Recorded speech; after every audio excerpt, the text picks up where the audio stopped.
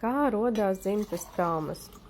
Tavi vecvecāki saņem bailes, nepārliecību no saviem dzimtas pārstāvjiem.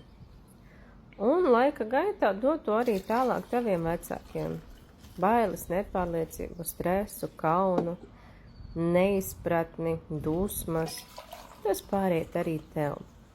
Visa buķete, viss koktelis.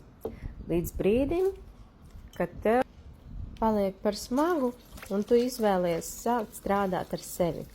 Sāc sevi iemīlēt un mainīt to, kas tev neder. Noņemot arī iepriekšējās dzimtas programmas un traumas. Mainot lietas un uzskatus. Tu sāc iemīlēt sevi, sāc saprast, ka tu drīksti pateikt nē.